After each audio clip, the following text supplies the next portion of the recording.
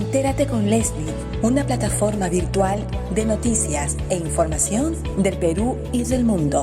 Entrevistas y transmisiones en vivo. www.enterateconleslie.com. Muy buenas noches, amigos televidentes. Les saluda Leslie Yata Ramírez, directora y conductora de Entérate con Leslie. Estamos aquí en un enlace vía Zoom con un experto internacional, una distinguida personalidad en el Perú. Él es miembro del Consejo Directivo del Instituto de Estudios Internacionales de la Pontificia Universidad Católica del Perú. Estamos con nosotros el doctor Juan Belis Granda. Muy buenas noches, doctor, y gracias por el enlace con Entérate con Leslie. Buenas noches, Leslie. Para mí es un gusto, un honor estar en tu programa y te agradezco que hayas permitido que ingrese a las casas, a los hogares de nuestros amigos, nuestros compañeros en este proceso tan difícil que estamos transitando. Muchísimas gracias, doctor Juan Belis Granda. Nuestro programa se ve en todas las redes sociales, así es que todos están escuchándolo y vamos a compartir una entrevista dedicada al rol de las organizaciones internacionales frente a la pandemia COVID-19. Doctor, usted es un experto en temas internacionales. ¿Cuál es el rol que actualmente juegan las organizaciones internacionales frente a esta pandemia COVID-19?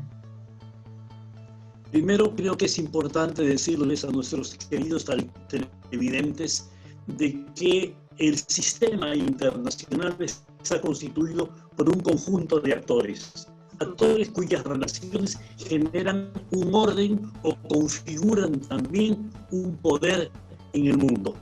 En estos actores, uno de ellos son las organizaciones internacionales. Muchos años el multilateralismo desde la Segunda Guerra Mundial hasta hace aproximadamente unos 3 o 4 años estuvo en gran furor y con muchísima fuerza en el mundo. Pero desde hace 3 años, y creo que es importante resaltar esto, desde que el señor Donald Trump entró a la presidencia de los Estados Unidos, entendiéndose que es la primera potencia mundial, el multilateralismo se puso en tela de juicio y fue objeto de críticas en muchísimas partes, principalmente desde la Casa Blanca. Los organismos internacionales en este momento de una gran pandemia que tiene una marca especial en la historia, es por primera vez que en todos los años desde que el hombre está sobre la Tierra, hay 7.500 millones de personas que están al mismo tiempo en cuarentena. Y ello le da a este episodio, a este hecho histórico, una trascendencia verdaderamente mundial y una dimensión que creo que va a estar marcada por muchísimos años, si no es para siempre, en los libros de la historia universal. Los organismos internacionales debieron haber tenido una gran función. Organismos como las Naciones Unidas, dentro del cual está la Organización Mundial de la Salud. La Organización Mundial de la Salud ha sido duramente criticada por muchos países, uno de ellos Estados Unidos. Pero la Organización Mundial de la Salud cumple un fin, cumple una finalidad y un objetivo que es preservar la salud pública del mundo. Lo que es extraño, lo que es cuestionable y que además suscita una inquietud es por qué un país como Estados Unidos, que es el principal donante de la Organización Mundial de la Salud, porque le entrega todos los años aproximadamente entre 240 a 260 millones de dólares y por lo tanto tiene dentro de su directorio 14 puestos, le pregunta a la Organización Mundial de la Salud por qué esta institución no ha respondido a las expectativas de Estados Unidos, no le dicen al mundo, de los Estados Unidos, y por qué no le informó de esta epidemia que después se ha convertido en una pandemia. Y entonces nosotros, los observadores del mundo, nos hacemos la misma pregunta.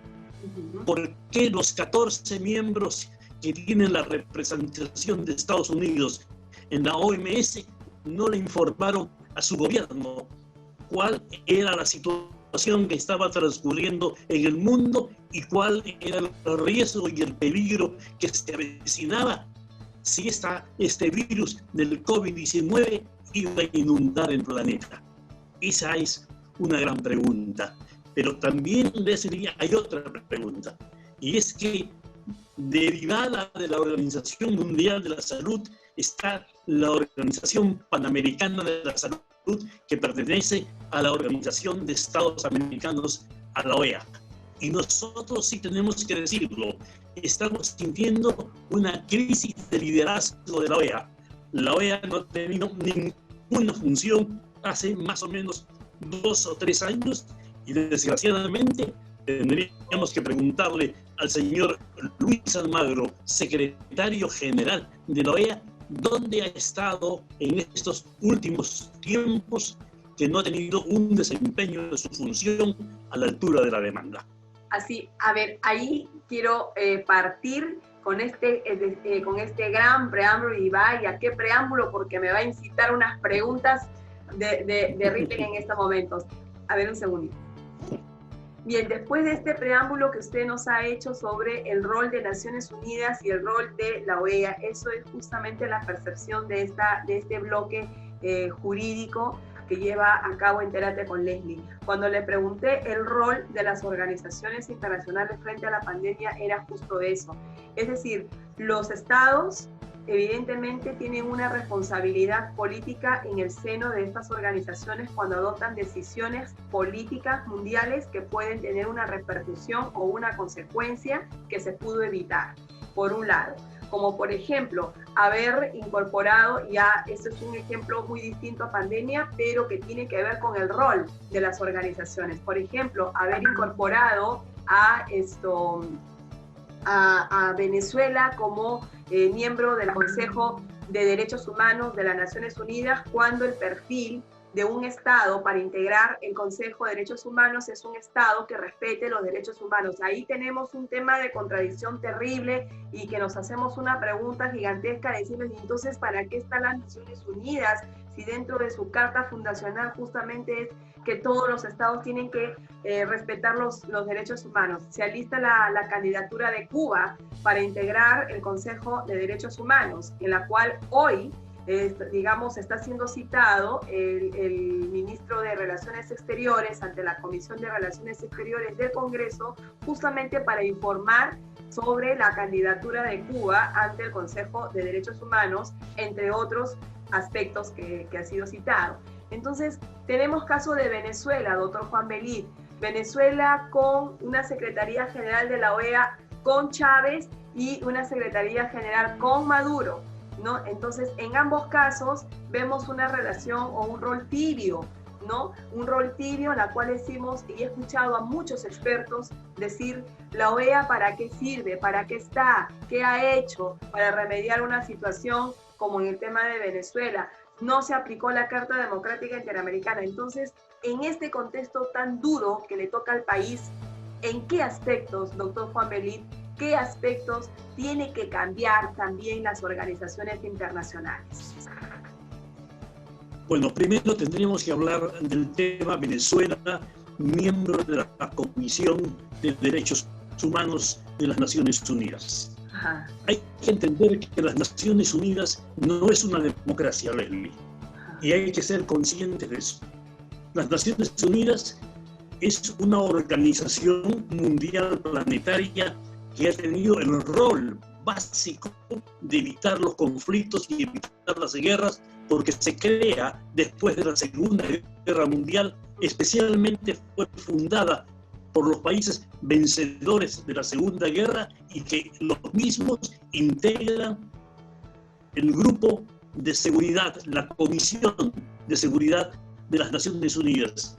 Países como Estados Unidos, como Reino Unido, como China, como Rusia y como Francia.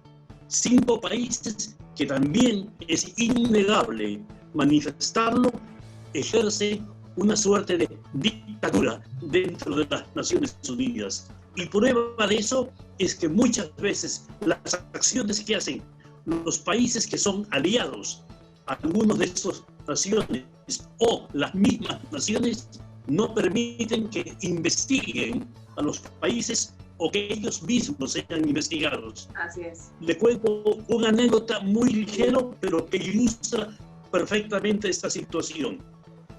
Argentina solicitó a las Naciones Unidas que se vea el tema de las Malvinas 76 veces. Y las 75 veces Inglaterra levantó el dedo y dijo: me opongo. Simplemente con esta palabra mágica evitaba que se investigaba el caso de las Malvinas y que se ahondara finalmente a quién pertenecían este territorio. Esto ilustra claramente de que las Naciones Unidas es un foro, pero es sobre todo un foro político. Por ello es que Venezuela, que todos nosotros sabemos, pero especialmente nosotros los sudamericanos y los que somos miembros cercanos a Venezuela, en el entendido que Venezuela es un país amigo del Perú, muy amigo del Perú, y tal vez, mire lo que le digo, que tiene alguna dimensión muy subjetiva, el país más amigo del Perú que hay en América del Sur. Porque con todos nosotros hemos tenido roces y conflictos, jamás con Venezuela. No solo eso, sino que cuando nosotros tuvimos dificultades económicas, dificultades laborales en el Perú, el éxodo de los peruanos hacia otros países, sobre todo a Venezuela, fueron recibidos con una calidez, con una fraternidad y con una hermandad. Cuando nosotros hemos tenido conflictos con países limítrofes, desgraciadamente hipotecas ya superadas, el único país, y reitero, el único país que le dijo al Perú: si ustedes tienen un conflicto, yo les doy ayuda y les pongo soldados en la frontera para que también defiendan el territorio del Perú, fue Venezuela. No quiero ahondar más porque la otra información es una información clasificada. Así es. Pero en segundo lugar está el tema de los derechos humanos. Nosotros somos absolutamente conscientes de que Venezuela es un país violador permanente y sistemáticamente de los derechos humanos. Un país que tiene encarcelada una gran cantidad de opositores al régimen del señor Maduro y que precisamente el día de ayer han salido algunos de ellos en libertad o se les ha permitido continuar la carcelería en sus domicilios como una medida política del juego del señor Maduro para poder convocar a las próximas elecciones. Este país, con estas deficiencias y con estas debilidades del derecho, aspira a ingresar a la Comisión de los Derechos Humanos y entra a la comisión porque esa votación se hace de acuerdo a los miembros y a los estados que están representados en la Comisión de Derechos Humanos. Consejo. Y los mismos fueron acercándose Venezuela, conquistándolos, llamándolos, convocándolos, o simplemente porque también ellos tenían simpatías con Venezuela. Y por lo tanto sale elegido Venezuela como miembro de la Comisión de Derechos Humanos. Y eso no se puede evitar porque si no hay una democracia plena, como la aspiramos todos los miembros de la comunidad internacional, si hay una democracia al menos sustantiva, que todos los países votan y eligen libremente algún país para que pertenezca a determinada organización dentro de las Naciones Unidas. Ese es el caso de Venezuela. El caso de Cuba es un caso que todavía se está estudiando, porque exactamente repite casi como en un espejo biselado las mismas condiciones de Venezuela. Doctor Juan Belit, Granda, sí. ahí, por ejemplo, sí, yo sé que las Naciones Unidas es un foro político, por eso yo le decía en qué aspecto debería de fortalecerse dentro de sus fueros, sobre todo el lenguaje comunicacional de los secretarios generales, porque son ellos las cabezas, son ellos la cara visible de una organización internacional, son ellos los que son los portavoces de estas organizaciones, ¿no? Y que puedan de repente tener un mejor impacto con los estados. Por ejemplo, en la aplicación de la Carta Democrática Interamericana. Yo tengo intereses políticos entre estados, yo tengo intereses económicos entre estados, puedo tener aliados para evitar que me sancionen, puedo tener aliados para evitar ejercer una acción colectiva frente a un estado, ¿no? Pero en qué medida la organización internacional, en este caso los secretarios generales, por ejemplo, pueden de alguna manera hablar con los estados, concientizar, digamos, intensificar con los estados un sentido de cooperación para hacer prevalecer un interés que está más allá de lo político y de lo económico, que es, por ejemplo, el derecho que tienen los pueblos, el derecho que tienen las personas de vivir dentro de un orden democrático, porque así lo reza la Carta Democrática Interamericana. Eso es por un lado. Y por otro lado, tenemos un grupo de Lima, un grupo de estados, ¿no?, que se han unido para poder restituir, ¿no?, el sistema democrático en Venezuela. Sin embargo, y que está haciendo su papel, está haciendo su rol, está ganando escenarios, pero vemos que la partida no las ganan en Naciones Unidas, ¿no?, cuando se aprueba la incorporación de Venezuela en el seno del Consejo de Derechos Humanos de las Naciones Unidas. Imagínense usted, doctor Juan Belit Granda, que cuando llegue el examen periódico universal llamado EPU, el control político adscrito del Consejo, y que examina, ¿no?, las políticas mundiales de derechos humanos de los estados, imagínense usted a Venezuela examinando a otros estados, formando el grupo Las Troicas, ¿no?, y examinando a otros estados, ¿no?, en materia de derechos humanos. ¿Qué va a hacer eso, doctor Juan Belit Granda? ¿Qué imagen, qué mensaje le vamos a dar al mundo, ¿no?, cuando un estado violador de derechos humanos, un país que viola derechos humanos, va a examinar a otro? Ese es un aspecto, por ejemplo, que me gustaría tratarlo con usted. Por supuesto. Mira, Leslie, tú has enfocado perfectamente el tema.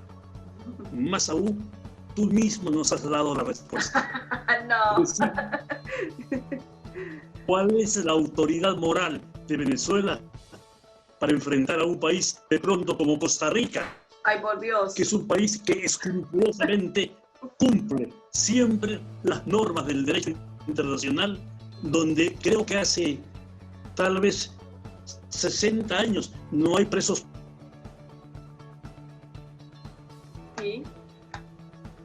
En que triunfó el gobierno, triunfaron las fuerzas del presidente Figueres, que después asumió la presidencia y que la asumió y después renunció a la presidencia porque solamente la asumió por 15 días y se dio a las nuevas candidaturas y él ni siquiera presentó su candidatura. Esto nos da una idea de la rectitud del país y nosotros nos preguntamos qué sucede si por una de esas variantes del destino hay algún, digamos, desfase del derecho en Costa Rica y tiene que enfrentarla Venezuela y Venezuela acusarla y decirle que usted por qué no cumple las normas del derecho internacional, y Costa Rica se va a quedar anonadada y va a decir, pero yo le he cumplido los últimos 70 años de mi vida y tú no lo has cumplido los últimos 15 nunca. Pero bueno, ese es el juego político. Ese juego político un poco se contrapone a otro juego, que es el juego del secretario general de las Naciones Unidas. El secretario general, la única función que tiene es ser el vocero de la organización, pero él no tiene ninguna injerencia política en sus decisiones. Él lo único que hace es llevar la exhortación que le encarga a las Naciones Unidas a determinados gobiernos. Le vuelvo a contar una anécdota y disculpe usted, Leslie, que tenga, porque yo tengo muchas anécdotas, porque soy un hombre muy viejo y entonces he visto muchísimas cosas. Un hombre estudioso del derecho internacional, no viejo, un hombre estudioso del derecho internacional. Pero yo le cuento una anécdota que nos ha contado hace algunos años el embajador Javier Pérez de Cuellar. Y don Javier Pérez de Cuellar, que él tenía alguna relación con algunas personas cercanas a Saddam Hussein, Naciones Unidas le encargó a él que vaya donde Saddam Hussein a decirle: usted deponga su actitud de agredir a otros países. Había sido que habían incendiado unas regiones por los pozos petroleros. Si usted no se retira de esa región, usted va a ser bombardeado su país. Era lo único que podía hacer. Y él, porque nos lo contaba a un grupo de personas, don Javier Pérez de Cuellar, él sentía que estaba hablando con Hussein y que era posiblemente la última vez que iba a ver esa ciudad, Bagdad, como lo estaba viendo, país maravilloso, país encantador, fantástico, de cuentos de hadas y de cuentos de fantasía, porque cuando se resistió a retirarse del territorio Saddam Hussein, creo que a las 8 horas fue bombardeada y fue convertida en escombros esa ciudad, y una cantidad de muertos que alcanzaron a los 600.000 muertos. Te digo esto, él no podía hacer otra cosa, porque lo único que él podía hacer era ser el vocero, el hombre que exhortaba a los demás a que tomen alguna decisión, se encaucen dentro del derecho, etc. Lo mismo pasa con el actual secretario. El actual secretario exhorta al señor Maduro.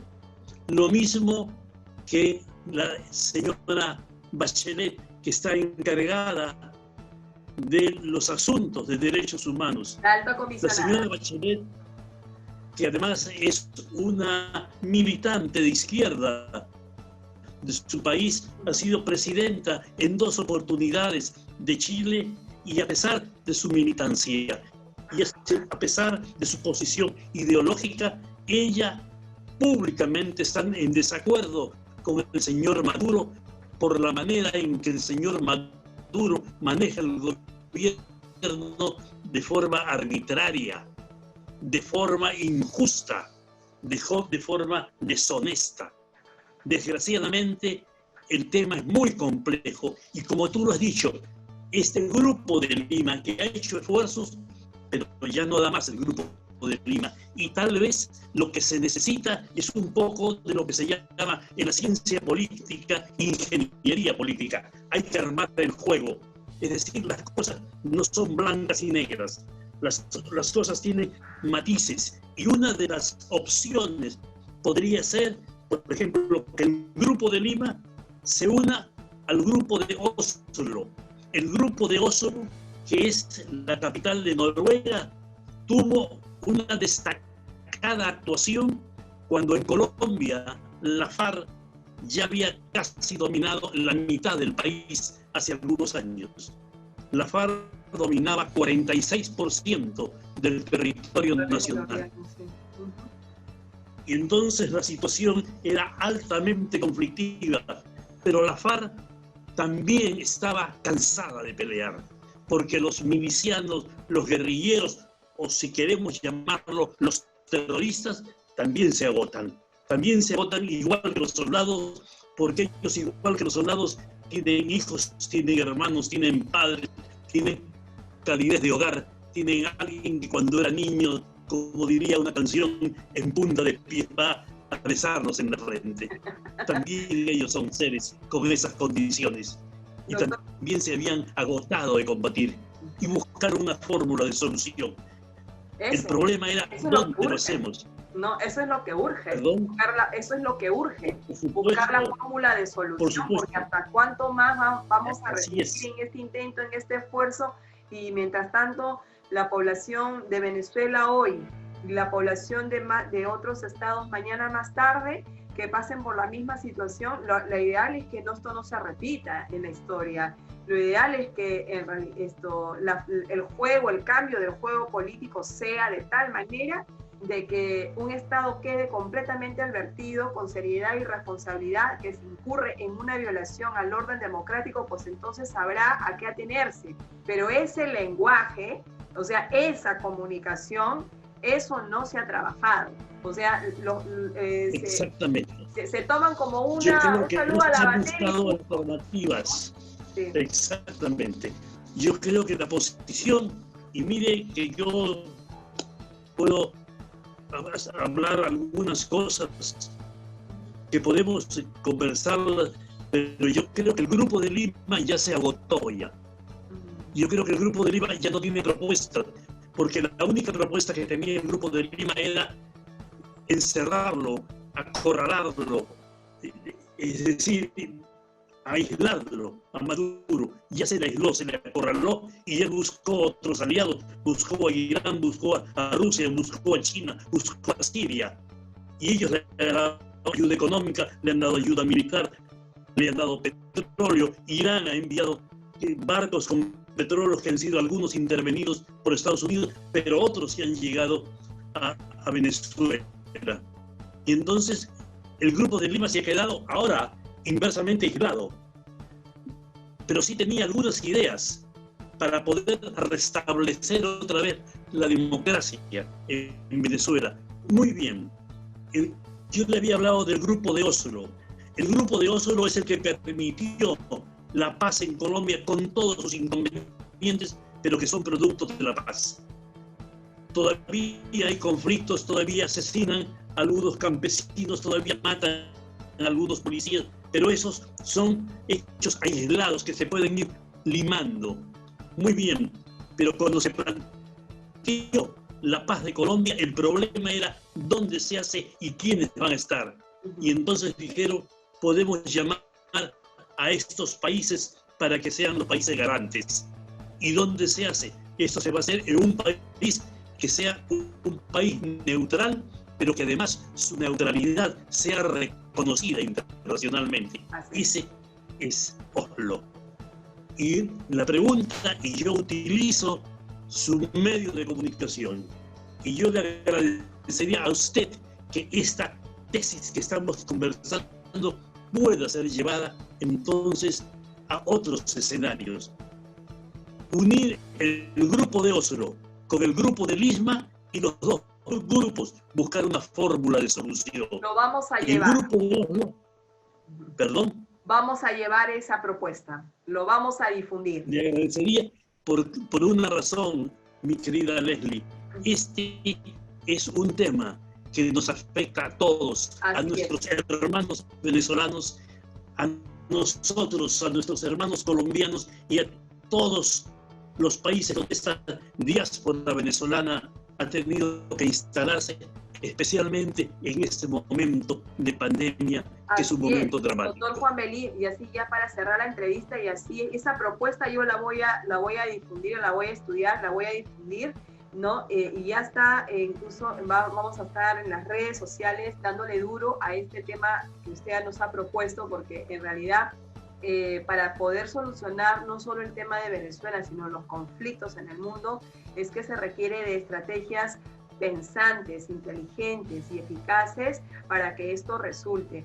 Ahí viene la capacidad de respuesta que puede dar un organismo internacional que está conformada por Estados. Cuando nos dicen, la OEA no sirve para nada, las Naciones Unidas solamente se pronuncia en casos de Venezuela, en otros casos, pero por ejemplo, cuando Estados Unidos viola los derechos humanos, las Naciones Unidas y la OEA se quedan calladitos, no dicen nada porque es su principal financista.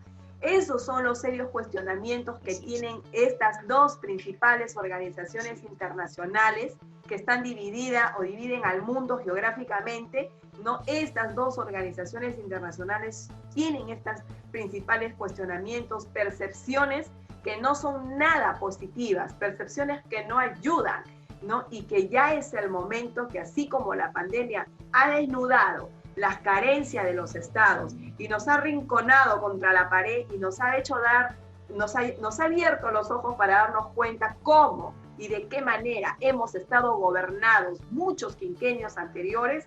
De la misma manera, esta pandemia tiene que demostrar que las organizaciones internacionales también tienen que tener una mea culpa, no tienen que tener una capacidad de autocrítica para poder mejorar.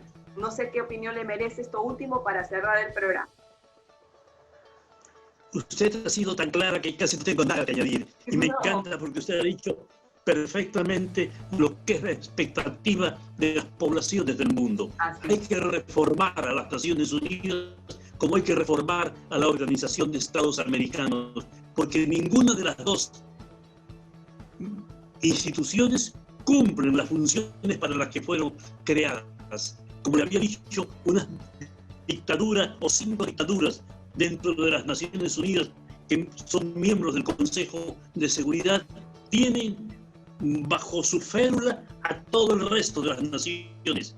Ellos pueden violar la ley, ellos pueden violar el derecho internacional, pueden violar los territorios. Hemos visto cómo Estados Unidos ha violado y ha violado permanentemente los derechos humanos en Irak, en Pakistán, en Siria, cómo Rusia ha violado los derechos humanos en Bielorrusia, en Ucrania, etcétera, cómo China viola los derechos humanos de los países como el Tíbet, como también de territorios como Hong Kong, pero nadie a ellos los puede acusar. Y esto le transmite una sensación a los jóvenes del mundo. Estamos hablando de 7.500 millones de personas, porque los jóvenes son todos aquellos que tienen todavía rebeldía en el espíritu, no es solamente por la edad. Jóvenes son todos aquellos que sienten admiración por la belleza, como también sienten indignación por la injusticia.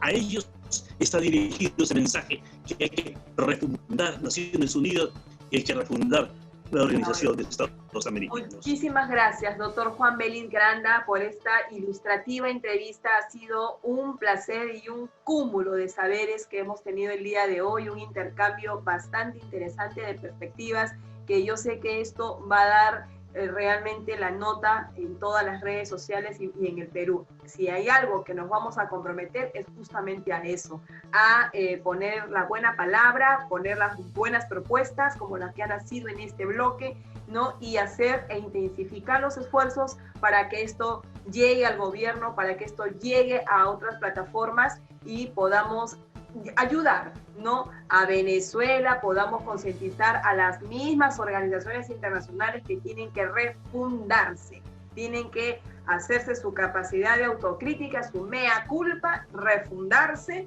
¿no?, y actuar para la que ha sido creada. Eso es importante. Esa perspectiva es la que ya no se ve, ya no se siente, no se palpa, no se huele, ¿no? Entonces, esa es la perspectiva que se tiene que cambiar. Equivocado o no, pero es una perspectiva que se transmuta en un cuestionamiento permanente, y eso le hace mucho daño, ¿no?, a las organizaciones internacionales que nacieron con una noble misión.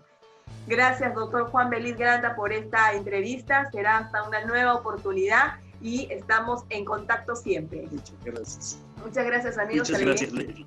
Y regresamos en breve con más entrevistas. Muy amable.